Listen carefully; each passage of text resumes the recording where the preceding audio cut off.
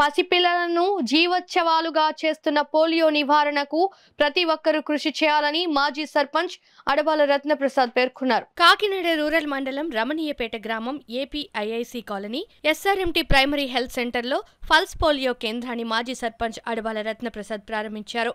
ఈ సందర్భంగా అడబాల రత్నప్రసాద్ మాట్లాడుతూ అప్పుడే పుట్టిన బిడ్డ నుండి 5 సంవత్సరాల లోపు పిల్లలు అందరికీ విధిగా పోలియో చుక్కలు వేయించాలని అన్నారు. పోలియో కేంద్రానికి రాని పిల్లలకు రేపు ఎల్లుండి ఇంటింటికి తిరిగి పోలియో చుక్కలు ఆరోగ్య సిబ్బంది వేస్తారన్నారు. ఈ కార్యక్రమంలో ఎంఎల్హెచ్ పిఎం సంతోషి సత్య, అంగన్వాడీ కార్యకర్త సిహెచ్ వెంకటలక్ష్మి, ఆశా కార్యకర్తలు జి నాగలక్ష్మి, జి వరలక్ష్మి, చిన్నారులు, వారి తల్లిదండ్రులు పాల్గొన్నారు.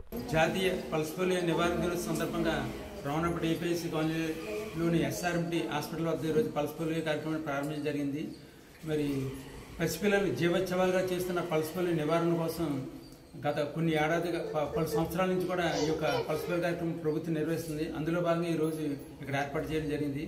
వాస్తవం చెప్పండి, మన రాష్ట్రంలో 2 సంవత్సరాల క్రితం నుంచి కూడా ఒక కేసు కూడా రాకపోయినా సరే ఇతర రాష్ట్రాలు అంటే బీహార్ ఇతర రాష్ట్రాల్లో పల్స్ పోలియో రావడంతో ఈ పల్స్ పోలియో కార్యక్రమాన్ని దేశవ్యాప్తంగా ఈ రోజు నిర్వహించడం జరుగుతుంది.